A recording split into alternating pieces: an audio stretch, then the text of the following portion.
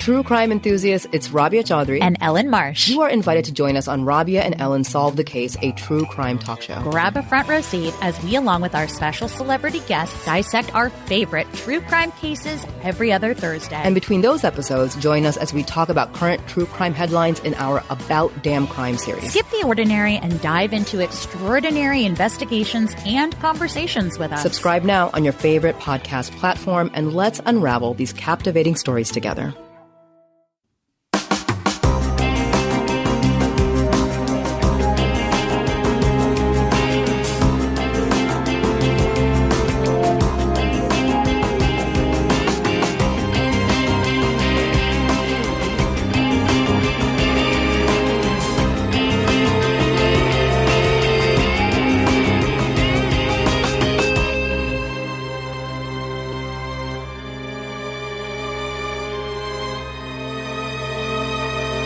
Hello, everyone, and welcome to episode 359 of the True Crime All the Time Unsolved podcast. I'm Mike Ferguson, and with me, as always, is my partner in true crime, Mike Gibson. Gibby, how are you? Hey, I'm doing good. How about you? I'm doing great. You know, we talked about it on Patreon, but this was kind of a big week. We had the eclipse. I had a root canal. There was a lot of stuff going on. You had a lot going on. I did. Let's go ahead and give our Patreon shout outs. We had Danny Watt. Say what? Crystal Schroeder. Hey, Schroeder. Ray Dude. What's going on, Ray? Shauna W. Hey, Shauna. D. Harris. Thanks, D. John McCurdy jumped out to our highest level. You're awesome, John. Catherine April Rodriguez. Man, that's a lot of name there. Riley Fulton. Hey, Riley. Richa Smith. I hear you, Smith. Richa. I'm not sure which one it is. Yeah. Rachel Nicodemus. I just like that Nicodemus name. You like that, don't you? I do. Emmanuel Michelle wanted to give a shout out to Alondra Jordan. I just, Emmanuel. I mean, growing up hearing that name, such a cool. You talking about the movie on Cinemax? No. Emmanuel.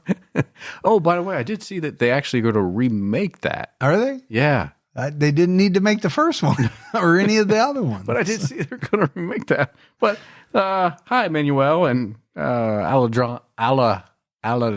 Why can't I say this? Aladron. No. Last but not least, Nicole D. Hey, Nicole. And then if we go back into the vault, this week we selected Amanda Campbell. Hey, Amanda. Yeah, appreciate all the Patreon support. And we had a great PayPal donation from Deborah Dinsfry. Yeah, thanks, DD. Yep. So thank you to everyone. Gibbs, we have an episode out right now on True Crime All the Time where we're talking about Adam Williams and Amanda Novaire. This is a married couple who went on the run because Adam was about to be prosecuted for a number of nasty felonies. They left Utah. They wanted to make it to Mexico. But to do that, they targeted a couple along the way. Yeah, he was really a bad individual. He was. No doubt about it. All right, buddy, are you ready to get into this episode of True Crime All the Time Unsolved? I'm ready. We're talking about Tera Smith. Tera Smith was a 16-year-old girl living in Redding, California on August 22nd, 1998. Tera told her sister she was going out for a jog and would be back in about 20 minutes. Tera went missing and has never been found. Although he was never declared a suspect, her family believes her former Taekwondo instructor knows something about her disappearance. Taekwondo. Yep. So we'll get into all of that. Yeah. Tera Lynn Smith was born on January 6, 1982. Tera's family told Dateline that she always tried to live her life to the fullest. Her mother, Marilyn, said she had many passions and interests, including horse riding, basketball, and being out in nature. She loved poetry and writing in her journal. Tera was described as a deep spiritual side. Do you think somebody would say about me that he tried to live his life to the bare minimum? No, I think they would say you tried to live your life to the fullest. Now, not always legally. Oh, that's true. Or ethically. Oh, he threw that in there. But to the fullest. Tera was described as an outgoing person. Her younger sister, Kira, recalled she was just always the star of like sports and everything like that.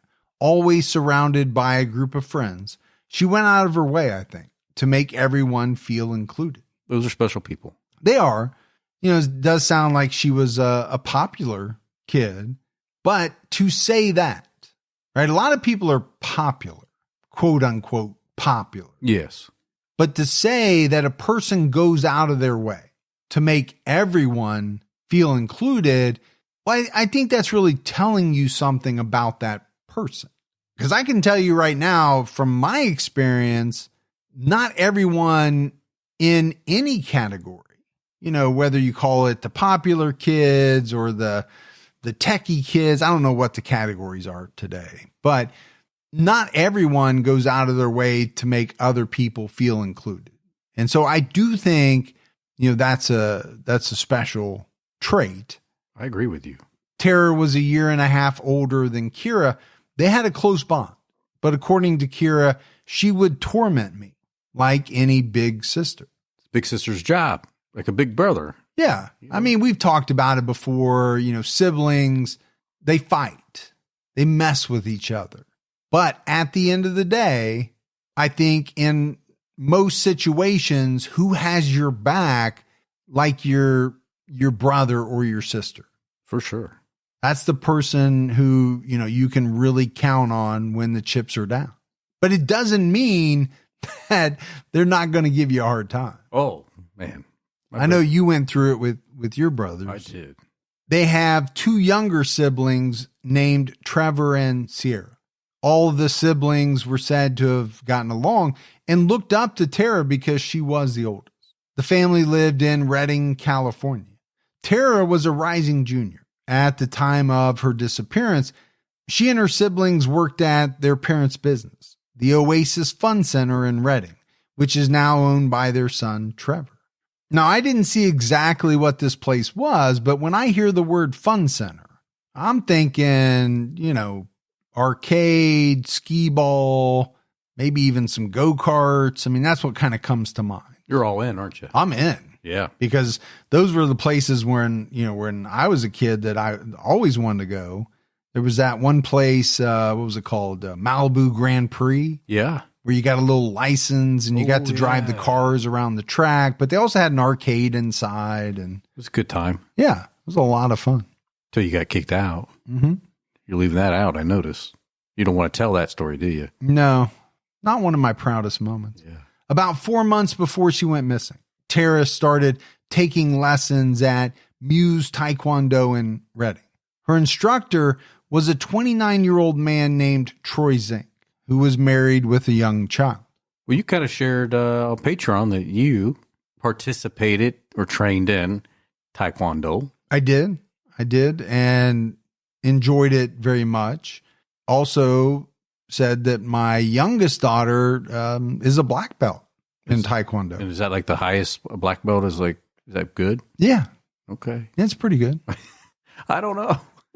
Well, you seem to know it when she kicked your ass that one day. I don't think it took a lot. No, I'm just kidding. Of moves. No, yeah. It was a big accomplishment. And I was very happy for her. It does give me a little peace of mind that, maybe she can take care of herself. Yeah. In certain situations. According to Tera's father, Tera Smith, it was of interest to her because of the connection to the earth. All that really appealed to her.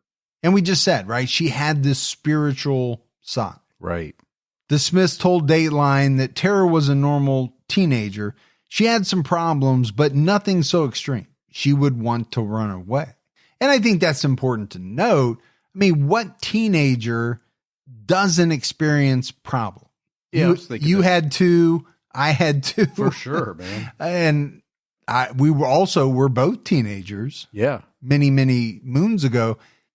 There are a multitude of problems that crop up. Now, some of these are not really problems, but to the teenager brain, they are, if that makes sense. Oh, loud and clear. But I think when you're talking about a person who goes missing, it's important to point this out. The family is saying there was nothing going on in Tera's life that was to the point where they thought, she would run away. Tera was grounded in August 1998, most likely because she snuck out of the house, according to her mother, Marilyn. Man, I was grounded a lot. I can imagine. I can picture you being a real handful. Like literally in your husky jeans, laying down in an aisle of Kmart, just kicking and pounding your fists on the floor. That's the way I picture a young Gibby. At 16? No. At 16. And I know you can't tell me that you never snuck out of the house. Oh, I snuck out of the house. Yeah, because most of us did that. On August 22nd, Marilyn and Tera went out to run errands. Marilyn dropped Tera off at home and went to work at the fun center. Tera's younger sister, Sierra, was at home at the time. Tera was supposed to work a shift at the fun center at 7 p.m., but she never showed up to work. Marilyn called the house to check on her. Sierra answered the phone and said Tera went out for a jog. Now, sources didn't say the exact time she left, but it was somewhere between 5 and 7 p.m. And you would have to think it would have been maybe more towards the 5 if she was supposed to work at 7. You would think. Tera told her sister that she would be back in 20 minutes, but by the time Marilyn called, she hadn't come home yet. In 2022, Sierra told the outlet KRCR, "Our parents told us never to leave the house at night on our own. I was like, Tera, you're not allowed to go. She told me that she would be back before our parents ever got back home. I remember watching her as she jogged out of my line of sight." No, I kind of find it a little bit strange that she told her sister she was just going to go on a 20-minute jog. I don't know. I feel like that's not long enough. For a jog? Yeah. I feel like that's too long. Well, you think going up the steps is too long. But I do. Yeah. I don't know. So you're maybe thinking potentially that the jog was a cover for something else? Yeah. I think it's something to keep in mind for sure as we go through the episode. But I want to talk about Sierra, right? So you see your sister, jogging away, never thinking in a million years that that's the last time you're ever going to see her. Yeah. I mean, how devastating is that, right? And that memory is going to be burned or etched into your mind. There's no way around it. Marilyn left the fun center and started driving around to look for Tera. She called her daughter Kira and asked her to go to the fun center because Tera didn't show up. Kira remembered feeling frustrated because she was at a friend's birthday party, but also worried because Tera always came to work when she was supposed to. Isn't that funny? Her sister's like frustrated, but that's because she doesn't know, right? I mean, she's assuming that, oh, she's late. No, I've got to go do this because you can't work your shift. And I just wanted to have some time for me to do my own thing. Well, she was at a friend's birthday party. Yeah. But you can also see what a family business this really was. Oh, absolutely. It sounds like everybody was expected to work. Marilyn and Terry became worried after more than an hour passed without finding Tera. After several hours passed, the family became even more worried.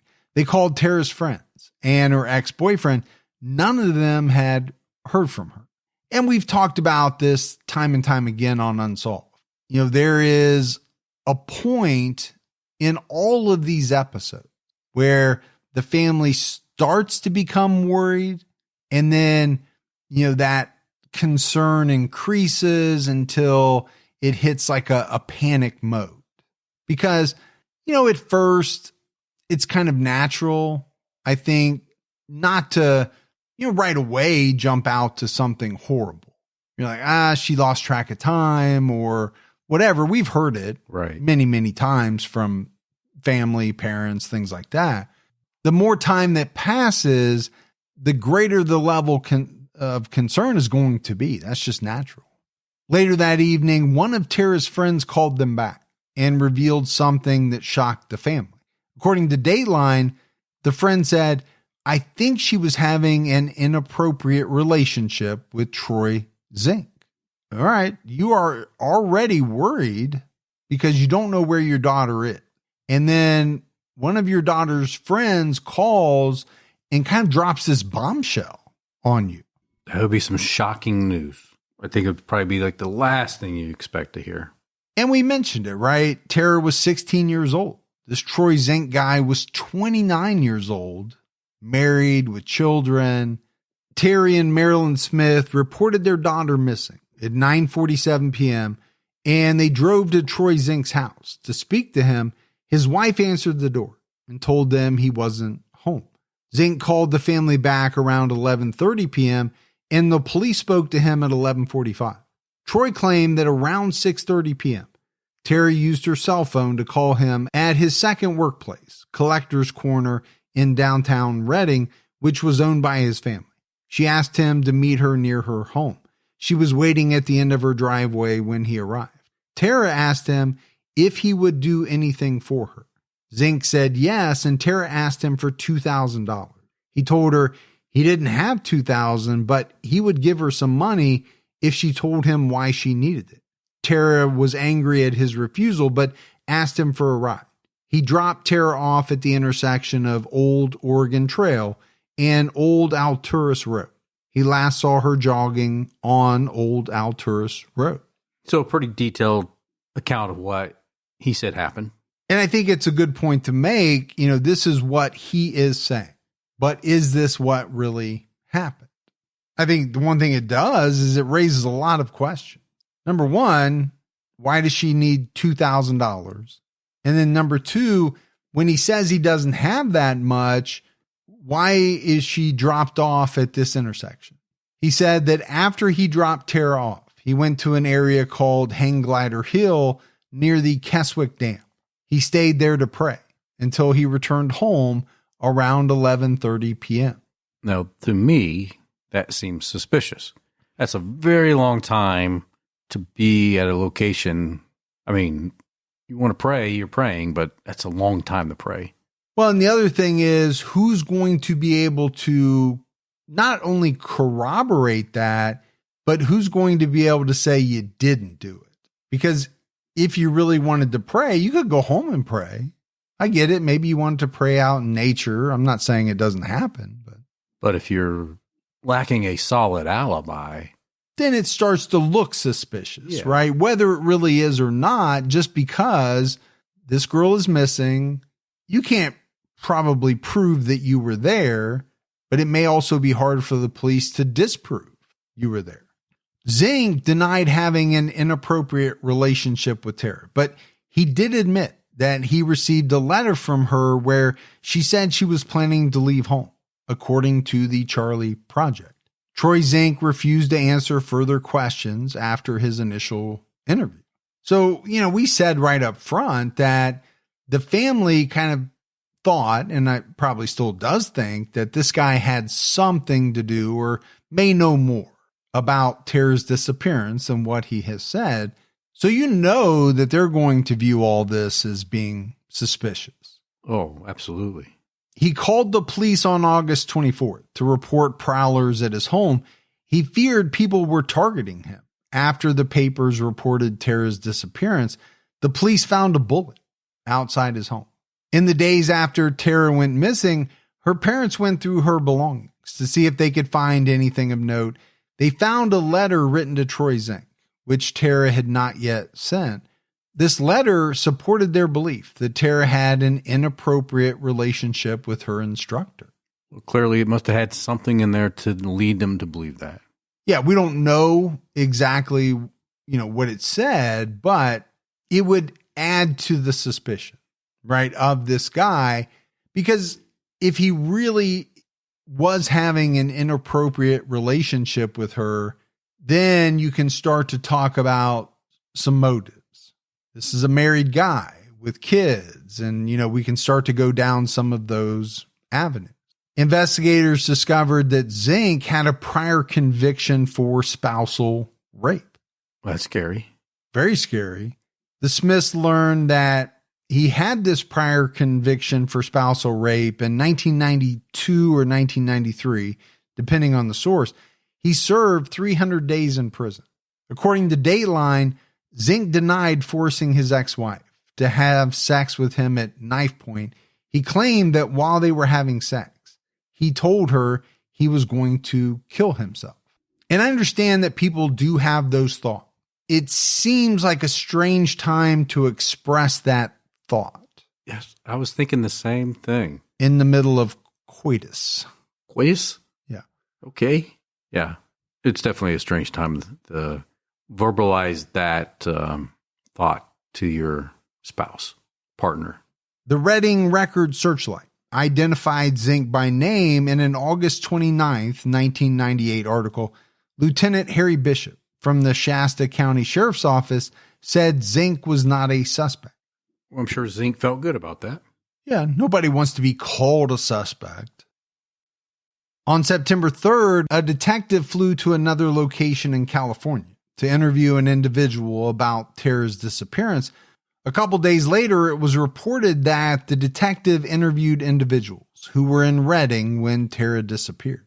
Lieutenant Harry Bishop said, per the Record Searchlight, "We didn't get a whole lot, but we need to sit back and evaluate that information based on where we are in this investigation." So they're working it, obviously. We're not saying a whole lot. No, and he's saying we didn't get a whole lot, but we need to evaluate it. I'm not sure what that means. Meanwhile, Troy Zink was still refusing to speak to detectives. Tera Smith expressed his frustration. He believed that Tera could be found within a 2-hour drive of Reading. He told the Record Searchlight, "This is going nowhere because the guy who has all the answers isn't cooperating." And I think that tells you right there that the Smiths thought this guy was involved. There's just no two ways about it. And I think there's reasons for it, right? We mentioned they got a call about Tera having an inappropriate relationship. They found a letter in her handwriting that kind of led them to believe that this relationship was going on. I hate to use the word relationship, but that's the way it was put. Right. And then they're going to look at this guy deciding not to talk to detectives as a bad sign. Whether it is or not, that's how people are going to view it. Yeah, I mean, we know that it's probably best not to say anything, especially if you don't have an attorney around you. But maybe if you had an attorney around him, the attorney's like, "We're not going to say anything because I don't want them to use that against you, even if you did nothing wrong." Well, because he already did admit to being one of the last people to see her. Yeah, which is not good for him. No, he actually put himself in the crosshairs. The Smiths viewed security footage of the Greyhound bus station in Sacramento because a young woman named Tera Smith, with different spelling, purchased a ticket from Reading to Sacramento on August 23rd. But they didn't see their daughter in the footage. The FBI helped locate the bus driver, but the driver and passengers were not able to confirm if Tera was on the bus. Disappointing, but I mean, it shows you the lengths they're going to try to track her down. And you would think that was a really good lead. I think as a family member, you would have been hopeful. Yeah, but isn't that what we see in these unsolved cases? There's all these different moments of hope. There's a lead that comes in or a tip or this or that. And there's hope that it's going to lead them in the right direction. Yeah.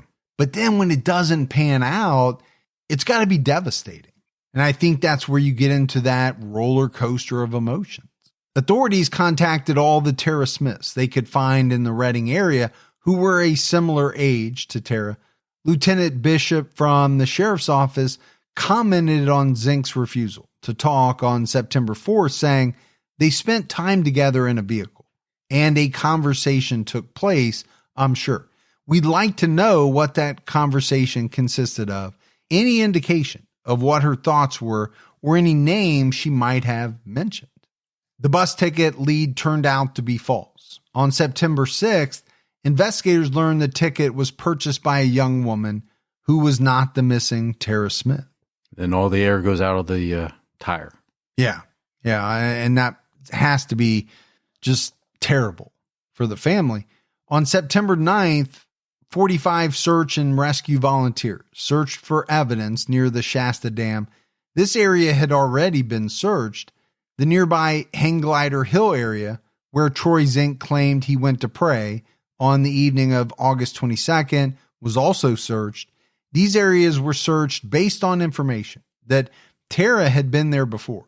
Zink had reportedly taken his entire Taekwondo class to at least one of the areas. Well, I mean, you're going to do what you have to do, right? You're going to look at these areas, maybe go back again, maybe go back even another time to make sure that nothing's been missed. Yeah, because at this point, I don't know what other leads they have. Troy Zink's not giving them anything. So, I mean, they're just going to have to check, recheck until something else pops up. Hang Glider Hill is the site of Spread Eagle Mont. According to the Record Searchlight, at the time, a locked gate blocked the most accessible road to the top of the hill. It could take several hours to reach the 3,500-foot summit when taking other steep, inaccessible roads. On September 11th, detectives searched Troy Zink's home and Taekwondo studio. It was the second warrant served at his home and studio. The first search took place on August 25th. By this point, he was no longer teaching, according to a student. Now, I don't know why this guy decided that he didn't want to talk to investigators. Let's just say for a moment, he had nothing to do with Tera's disappearance. His name's in the paper. They're searching his home. They're searching his Taekwondo studio. He's not able to teach. It's not good for him. No, it's probably having an impact on his finances. And maybe his personal life. Yeah. Now, could that have been avoided if he would have talked to investigators? Possibly. Could he have implicated himself? Also very possible. Very possible. Investigators also seized Zink's 1976 dark blue Ford truck, which they believed Tera rode in on August 22nd. Well, that's a pretty serious thing to do, to seize his truck. Yeah, but I'm assuming it's based on the thought that, you know, she was in the truck on the 22nd. Now, I do think this is a little bit different than some cases, right? These two individuals were not strangers to each other. So could it be explained why she was in his truck? Well, maybe a little more easily than it could be if you had never met that person, if you were a complete stranger to the victim. According to the Charlie Project, there was an unconfirmed sighting that evening. A witness saw someone matching Tera's description inside a blue 1976 Ford with mag wheels and a yellow tailgate. The girl was with an unknown white male.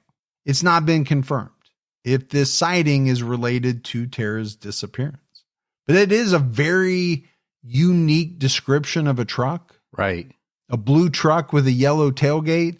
Can't imagine that there were too many 1976 blue trucks with mag wheels and a yellow tailgate running around. So it really narrows that truck down. Yeah, absolutely. Detectives discovered that the truck had been cleaned and the tires replaced since the investigation began. Authorities asked for the public's help, figuring out who cleaned the truck and removed the tires. Well, that's a little suspicious. I think it always is, right? Because it does come up in a lot of cases. I get it. People clean their vehicles. But when you clean it right after something really bad happens or is thought to have happened, and there's a thought that the person was in your vehicle, there's no way to look at it other than it being suspicious. Officers did not seize the truck during the August 25th search, but they photographed it, which is why they noticed that it had different tires. Now, let's go through that. Why would someone replace the tires?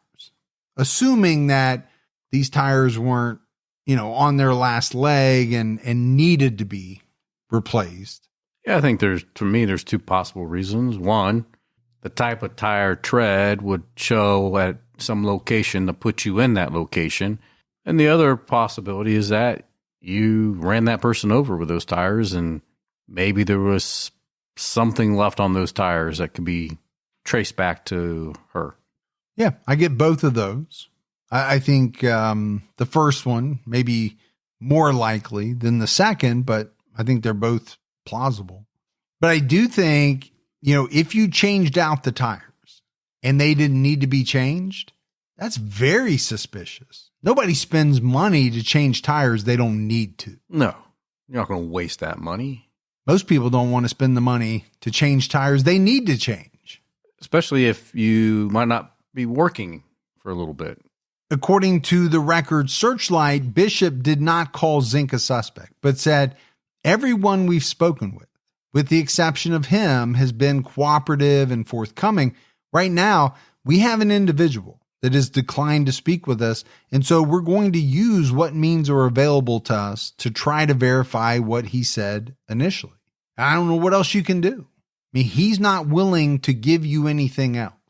Authorities checked local tire shops and car washes and considered the possibility that Zink cleaned the truck himself or went outside of town.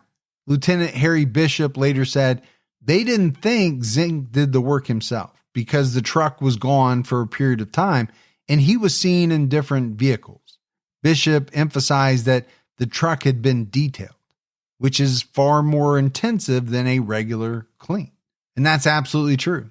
I've had a couple of cars detailed. I don't do it very often, but man, when you get it back, that thing's like it's brand new.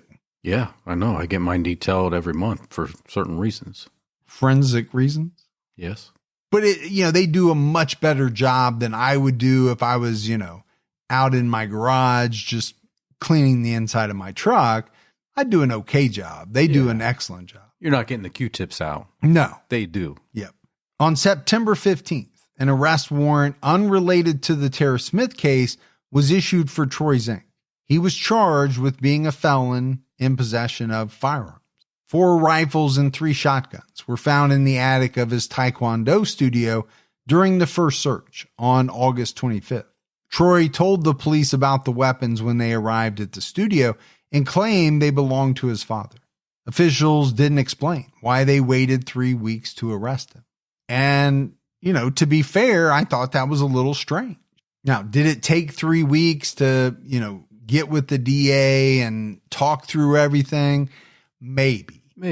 But it almost could be viewed as though, hey, this guy doesn't want to talk to us. You know what? We're going to charge him. Then he'll talk to us. Possibly. Yeah. Zink's lawyer said his client felt harassed by the police due to the Tera Smith investigation. He sold his studio because the visits from investigators interfered with operation. Well, I bet it did. Well, let's face it. I mean, there were probably a lot of kids that were taking Taekwondo classes. As a parent, if you see this guy's name linked to the investigation of a 16-year-old who disappeared, if you get a whiff that there was possibly an inappropriate relationship, are you sending your kid back to this Taekwondo studio? Yeah, no way, man. And I think, the police were probably smart about it and said, hey, let's go show up at his studio when it's packed full of parents and kids and wave our badges around and let them hear a little bit of what we're saying to them. And, maybe that's going to encourage him to go ahead and talk to us so that we don't keep doing this. Maybe. And is that right? Is that wrong? I don't know. Senior Deputy DA Greg Gall said Zink brought attention to himself by refusing to talk. In mid-September, a rumor circulated that Tera's body had been found at the Keswick Dam, forcing Lieutenant Harry Bishop to issue a statement that she had not been found. On October 1st, 1998, the Smith family revealed that they believed Tera was having a sexual relationship with Troy Zink and was trying to end it when she disappeared. They said they were tired of holding back details they thought could help find Tera. They hoped any other girls with similar experiences involving Zink would come forward. It's a pretty big statement to make. Yeah, I mean, it is. Now, I understand what they're saying. It sounds like they had been biting their tongue, holding back, letting the police do their thing. And then maybe they got to the point where, they were frustrated that nothing was happening. So they were trying to force the issue a little bit. Terry read excerpts from the letter written by Tera to Troy Zink. They believe she wrote it after she returned from a church youth conference a few weeks before she disappeared. The following excerpts were published by the Reading Record Searchlight. Tera wrote, "I know that what I'm doing with you is wrong. There is no way to overlook that fact. It's against God's will, and we both know it. I know I'm not doing what I should be. Troy, stop and think. You're committing adultery, and I'm just as guilty." And this is from a 16-year-old. And it's really hard to read that and not think that some inappropriate sexual relationship was happening. And again, to me, if that's the case, if that is true, that's where the motives really start to come in. Because you think about a man who has a wife, who has a child or children, a 29-year-old man having sex with a 16-year-old girl. You can think of all kinds of scenarios where that man believes it's about to come out, people are going to find out, and it can lead you down a number of different paths. Oh, absolutely. I'm sure if he knows that this is where her thoughts are, it's not going to be good for him on several levels, right? It's not going to be good for him for his business. It's not going to be good for him with his family. It's not going to be good for him legally. Yeah. Now, it doesn't say in this letter that, she's threatening to expose him or tell his wife or anything like that, but we don't know what was said in the vehicle. Yes. And again, these are only excerpts, so I don't know. We don't know what else was in the letter. Tera Smith told the Record Starlight that Tera admired and respected Zink. He said she was a vulnerable, innocent, and perhaps confused 16-year-old girl who I'm convinced was manipulated and preyed upon by this 29-year-old rapist. Well, no doubt she was 16. So somebody that's 29 is manipulating and taking advantage of a kid. Well, and you have to look at the role he played. Teacher, mentor, right? Is she looking up to him because maybe he's this bigger than life figure. He owns a studio. I can see how that would happen and how he could use that to his advantage. Position of power. Yes. And really, isn't that what we've been talking about for a number of years now? Sure. People in power using that power over others in a way that they shouldn't do. Terry mentioned that one of Tera's friends told them about her alleged inappropriate relationship with her teacher. Tera told the girl that Zink proposed running off to Mexico together. Why does everybody run to Mexico? I don't know. We just had that in our True Crime All the Time episode. No one's ever run into Canada. We're just doing that for our Canadian listeners. They're like, wait a minute. People like to come to Canada. Eh? How many Canadians really say eh? Most Canadians say, none of us say None of us. Yeah. When Terry and Marilyn confronted Zink after Tera went missing, he told them nothing inappropriate was going on. And he and Tera had a strictly student-teacher relationship. Terry told the Record Searchlight, "It is my opinion and firm belief that Zink did in fact meet my daughter that evening. She arranged this meeting to let him know that she had gotten smart and was ending their little tryst. He saw this as a severe threat." And that's kind of one of the paths that we've been going down. Oh, yeah. Possibility. I just think of him saying that there was nothing inappropriate going on. It certainly didn't sound that way when you read those certain sections of the letter. No, but when this 29-year-old man is confronted by, this 16-year-old girl's father and mother, what is he going to say? Oh. Yes, I've been having, inappropriate sexual relations with your 16-year-old daughter. Exactly. Not going to say it. No, he's going to deny. That's what people do. Shasta County Lieutenant Harry Bishop told the paper there was not an active investigation of allegations of a sexual relationship between Zink and Tera. And I was kind of confused by that. There was a number of people who had said, hey, this was going on. You had the letter. I'm not saying any of that proves that it happened, but you would think at the very least it would warrant an investigation. Yeah, why not look into it? Yeah, I didn't get that. Zink's preliminary hearing for the weapons charges took place on October 7th, 1998. His attorney, Russell Schwartz, told the court that all the media attention led the community to believe Zink was guilty. And I do believe that can happen. Now, did he technically have weapons at his studio? Yes. They found them, right? When they did the search. Were they his? I don't know. He says they were his dad's. We know that a felon, which he was, right, is not supposed to possess a firearm. Well, what does possess mean? Does it mean you can't be in the same house or the same location where there's a firearm? You know, you're getting into a lot of really legal minutia there. Right. I'm sure the headlines read something like, past convicted felon, weapons found at his studio.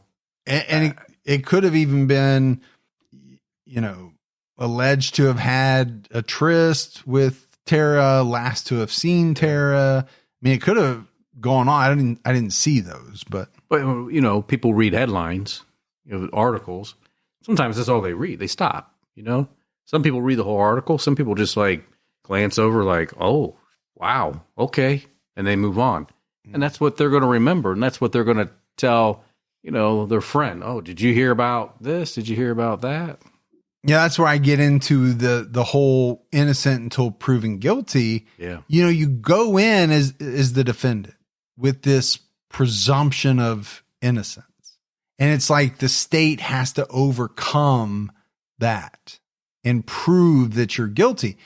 But, you can't tell me that some jurors don't go in kind of having this preconceived notion, either because they read some stuff in the paper, or I think some jurors just think that they wouldn't charge you unless they had enough to charge you. Sure. Unfortunately, we know that's not correct. We do. But I think, and that's how the public looks at it too, a lot of times, I think. Well, they charged you. I seen the headlines. Clearly, you did this. You must be guilty. Yeah. Zink was ordered to stand trial the following day. On the same day, officials lowered the Keswick Reservoir by 10 feet to help searchers. The Record Searchlight noted that the search was pre-planned and was not taking place because of new information. And it was said that this Keswick Reservoir is near Hang Glider Hill, one of the main areas of interest in the case. So you can understand why they would want to search that body of water. Yeah, it makes sense. 4 vehicles were found in the river, but no evidence was found related to Tera's disappearance. And we hear that all the time. They're searching for someone in a body of water, and they discover umpteen vehicles. You're like, what's going on with dumping vehicles? People just dumping vehicles. While out on bail awaiting trial, Troy Zink was arrested. On March 12, 1999, he attempted to dump 10 cats on the road and then bumped passerby Jack Brown with his van. Brown saw him dump the cats and was attempting to stop him. Zink hit Brown 2 to 3 times with his van and tried to hit him with his arm when he reached for his keys. Brown managed to grab the keys and called 911 from a nearby home.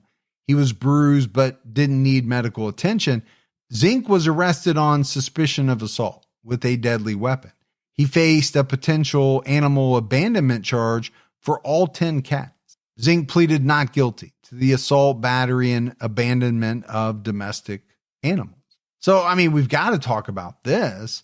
The first thing that kind of jumped into my head was you talking about changing tires, because possibly you hit somebody, you ran over somebody, and you wanted to make sure that there was no evidence, on those tires. Well, now this guy is trying to hit somebody with his van.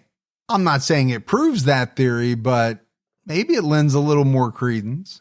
And then, the thing about just dumping 10 cats on the road. Yeah.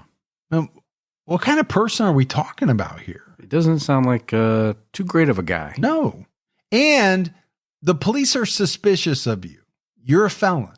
You've got this gun possession charge as a felon. Like I always say, wouldn't you be on your best behavior? But people aren't. No. This guy's out dumping and abandoning a bunch of cats and then tries to run over a guy who's trying to stop him. So they're not going to help you in the public eye either. No, not at all. And you're not helping yourself. I mean, that's the thing. He was ordered to stand trial on these charges on June 15th, 1999. Jury selection for Zink's weapons trial started on June 22nd of that year. A sheriff's deputy testified that Zink admitted to having the guns on his property, but said they were his father's. Zink's father arrived on the scene and agreed that the guns were his. Prosecutor David Fote told the jury that Zink had the right to control the weapons on his property and alleged that Zink's father was lying to protect him. Investigators found no fingerprints on the guns. The only person with the motive to clean the weapons would be Troy Zink. His father claimed that he dropped the guns off 2 years earlier with no gloves on, but his prints were no longer there. The defense argued that Chuck Zink, Troy's father, was subletting part of the attic, so Troy did not legally have control of the guns. The defense said that the attic door was padlocked, but a deputy testified that the door was closed with a nail, not a lock. On June 24th, Troy Zink was found guilty of being a felon in possession of firearms. He was sentenced to 4 years in prison. So I said it earlier, but I thought there was a little bit of a gray area there. Yeah. This lack of fingerprints, though, to me is very strange. To find no fingerprints on all these guns. I just don't know how that happened. Yeah. Other than somebody knew that someone was coming and they intentionally wiped them down.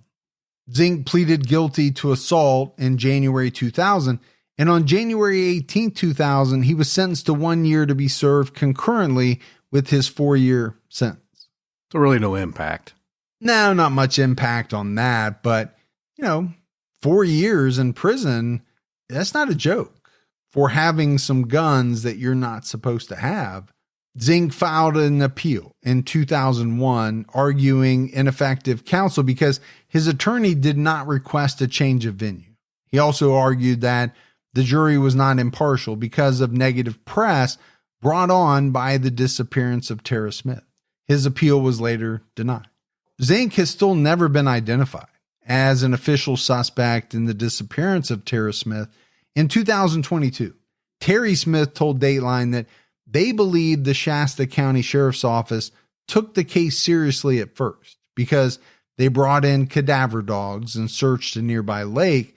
Tara's case went cold after 6 months to a year. The family hoped she would return for months. Marilyn Smith told Dateline, "I never felt like we properly mourned or grieved her in some ways because for so many months we hoped she would come back. It was a very gradual process, realizing she was gone." However, Terry said, "I think Marilyn held on to hope far longer than I did. I was convinced that she was gone from almost the get-go." Either way, from no matter whose perspective, it's got to be tough, right? Well, I think both sides of that coin are tough.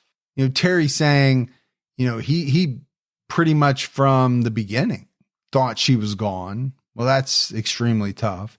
Marilyn said she was holding out hope, and then it was a gradual process that kind of enters your mind that, well, most likely she's never coming back.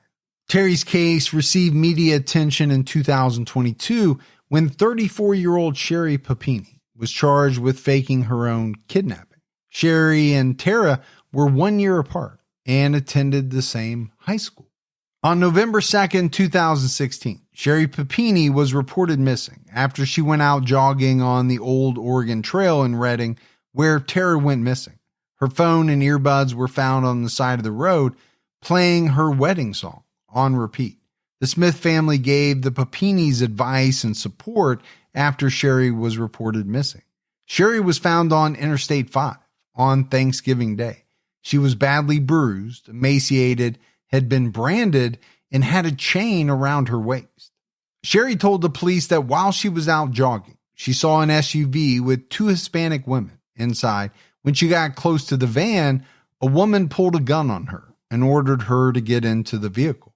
She claimed she slept for most of the drive, but did not say she was drugged. One woman told her they were going to sell her to a police officer. Sherry didn't explain why she was released by the abductors. Investigators were immediately suspicious of her story. DNA was found on her clothing that was linked to an ex-boyfriend in Southern California. The man said Sherry contacted him out of the blue and told him her husband beat and raped her and she was trying to escape.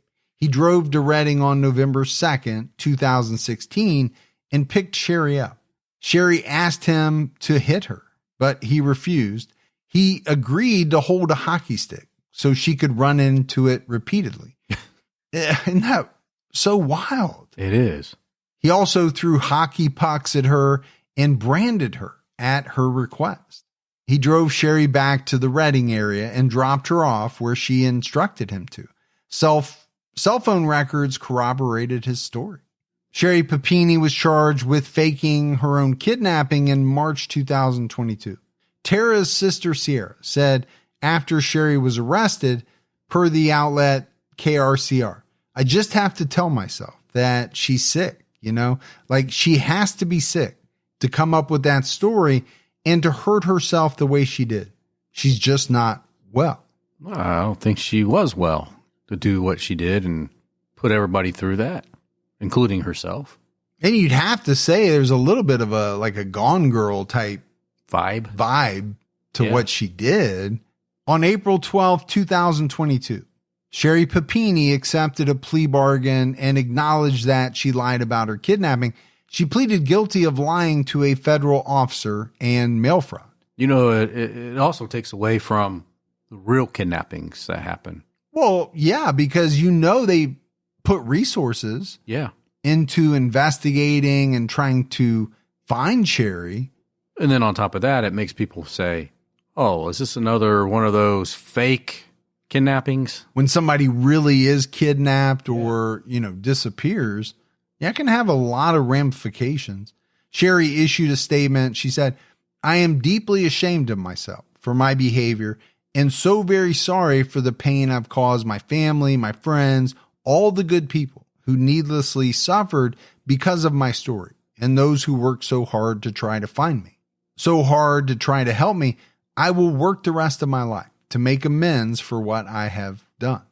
So if true, okay, it's a good statement. She may be absolutely sorry for what she did. She should be. She should be. But again, I always wonder, what else are you going to say, though? How honest some of these statements really are. She was sentenced to 18 months in prison in September 2022. Sherry was released to community confinement in August 2023 and was officially released on October 29. In 2023, KRCR reported that Troy Zink is 54 years old now and goes by Charles. The outlet reported that he is living in Surprise, Arizona, a suburb of Phoenix. Surprise. So what do you make of that? He's going by Charles. He moved to the Phoenix area. I think he's trying to get a fresh start in life. Yeah, I think that's true. The question is, why? Is it because he actually did have something to do with Tera's disappearance, or that just the implications tarnished his reputation and image so badly he just had to get out of there?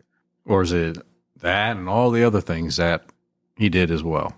The spousal rape and the gun charges. Yeah, because all of that came out. Sure. Lieutenant Chris Edwards from the Shasta County Sheriff's Office said they still receive leads in Tera's case and all of them are investigated. He told KRCR, we're hoping that at some point, somebody out there, and I do feel that somebody out there does have information on this case, and we can get that solved. And I don't know what else you could hope for. Somebody has to come forward with new information to break this case open. I mean, the one thing I would say is that they've never found her body. And possibly if that discovery was made, maybe that would lead to some evidence. Maybe, I just don't know. Tera's family has acknowledged that her case may never be solved, but they still have hope. And I think as a family, you can't give up that hope. I understand at a certain point, you may start to believe that, you're never going to have your loved one again. As time goes by, the chance of them being alive is less and less. And I'm sure that realization comes to a lot of family. But how can you not hope or give up hope that somebody is going to be held responsible for whatever happened to her? And maybe you're going to get more information. Maybe you're going to get her back to at least give her a proper burial and all of that. It's important to have hope. At the time of her disappearance, Tera Smith was 5'7", 135 pounds. She is described as blonde with hazel eyes and a strong athletic build. If she is still alive, Tera would be 42 years old. Wow. If you have any information about the disappearance of Tera Smith, you can call the Shasta County Sheriff's Office at 530-245-6135. So Gibbs, as we wrap this one up, really, there was only one viable person of interest to talk about, but that person is a really viable person of interest. Oh, for sure. You would have to say Troy Zink. And when you go back and you look at some of the things, this alleged inappropriate relationship, and I have to say alleged because even though there seems to be quite a bit of evidence that this occurred, he was never charged or really even investigated. He was not, as far as we could tell, for this sexual relationship. Because it's all hearsay, right? And that may be the reason. There may just not have been evidence to charge him, but they said that he wasn't investigated. And that's I think the part that I have I think that's the issue with. I think it's a flaw. Yeah. Right? I think you should at least have investigated it. He admits to being with Tera on the night she disappeared. This story about her wanting $2,000. And I think you even said it. It was a very specific set of details that he laid out in the story, right? She wanted him to give her $2,000. He said he didn't have $2,000. She got mad, but then let him drive her and drop her off somewhere where, according to him, she started jogging. Right. Okay, why not just take off from jogging? And this happened at her house at the end of her driveway. I don't know. The whole thing to me was very convoluted. And then the fact that his truck was heavily detailed, his tires were changed. Why? Well, it all leads to people being suspicious. And how could they not be suspicious? Now, the one thing I do want to talk about is, you decide to talk to police initially, and then after that, he shut it down. Why does he put himself with Tera on the night that she disappeared?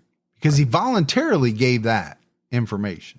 Maybe because he thought they would have figured it out eventually.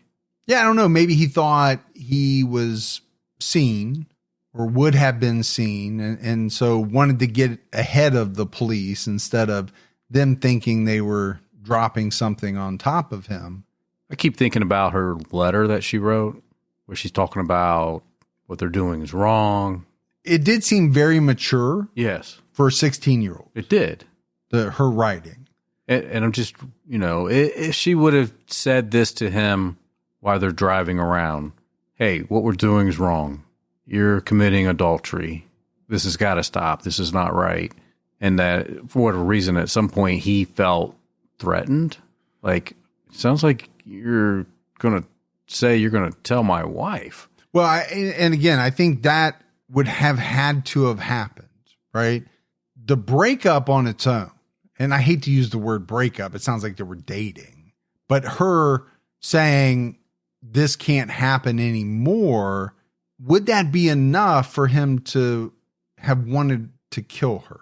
And maybe it would have, because she would have the knowledge. Sure. Yeah. But I kind of think maybe there was something along the lines of, I can't deal with this anymore. I've got to tell my parents, right? Possibly. Or as you said, maybe even, I don't want to call it a threat, but talk about, I've got to come clean to your wife or something along those lines. And that would definitely be motive for someone to not want any of that stuff to happen. Yeah. And then from there, you have to figure out what would he have done next. Yeah. And again, these are just theories, right? Absolutely. He's never even been named a suspect. He's never been charged, at least with anything having to do with her disappearance. He's been charged with a bunch of other stuff. Right. But, I want to go back to the family kind of coming out and saying, hey, we think this is what was happening, in the hopes that if there were any other girls who experienced the same thing, they would come out as well. But I never saw anything else about that. As far as I know, no one else came out and said, oh, this happened to me as well. So, at the end of the day, I think people are very suspicious of this guy, and there are reasons to be. Sure. We detailed them out, but I don't know how the police would get what they need to prove that he did something to Tera. And now, especially at this point, right? So many years on, it just becomes harder unless there's something that technology can do. Right. That's really either somebody comes forward and offers this, amazing information, or there's something that technology can do to crack it open. But, barring that, it's going to be a tough one. There's no doubt about it. For sure. But that's it for our episode on Tera Smith. We got some voicemails, Gibbs. You want to check those out? Let's hear them. Hi, Mike. Hi, Gibby. My name is Darren, calling from Raleigh, North Carolina. Hope this voicemail finds you spiritually, mentally, physically, and financially in a good place. Was just listening to the Nanette Cottrell episode, and I found it fascinating that Rogers, forgot his first name already, was being charged with criticizing the sheriff's department. I mean, you guys know, we all know that we criticize our public officials all the time. Everybody gets criticized at one time or another, but for them to try to charge him with that as a crime I've never heard of that. Listening to your podcast as well as other podcasts regarding crime, or even watching something on TV, never heard of a case where someone got charged for criticizing a public official. So anyway, just wanted to mention that is very fascinating case. Been listening to you guys for quite some time. I enjoy the banter between you and Gibby. So I'm team T-Cat as well as Unsolved. So thanks, guys. Have a great day. Oh, great voicemail. Appreciate it. I too did not understand that. I did not either. I mean, it makes sense that it fell apart. Sure. Because it seems so outlandish. But I mean, I've seen a lot of cases or, watched documentaries where it's come out that the police did a lot of questionable things. We find that. We do. In a lot of cases. But to actually charge someone solely based on their criticism, I haven't really seen that before. Hey, Mike and Gibby. It is Rachel Banyas. I have not called in quite a while, but I'm still listening, and I'm a Patreon member, so I'm going to be excited once I get all caught back up with True Crime All the Time, so I can pop over to Patreon and listen to those. I'm actually in the hospital right now, so I have a lot of time to listen to you guys, and I wanted to give a case suggestion. You probably already know about it. It's a very recent case, so if you don't already have it plotted for maybe in a year or so, I would highly suggest covering the Sebastian Rogers disappearance in Hendersonville, Tennessee. He's a 15-year-old boy with autism, and he disappeared in the middle of the night from his mother and stepfather's house. And his biological dad just lives like 45 minutes away, but he is nowhere to be found, not a trace of what could have happened to him yet. So there may be some developments soon, and I hope that you guys will plot it later to cover this case because it has gotten national recognition. All right, guys. Well, stay safe and keep your own time ticking. Yeah. So thank you for the voicemail, the suggestion. We will definitely look into that. For sure. Thank you. And I hope you feel better. Yeah, absolutely. The one thing I will say is that, you know, when you're in the hospital, you just laying there, man. There's not a lot to do. It really isn't. So you can blow through some podcasts. You can watch a lot of TV, but there's not a lot to do in that hospital bed. Sometimes you can sit there and dance, like on the bed. Just move your hands around. Mm-hmm. Is that what you did? Yeah. Last time you were in? Do a little hand dance. Next time, make a video of that. We'll put it up on Patreon. People would enjoy that. All right, buddy. That is it for another episode of True Crime All the Time. So for Mike and Gibby, stay safe and keep your own time ticking.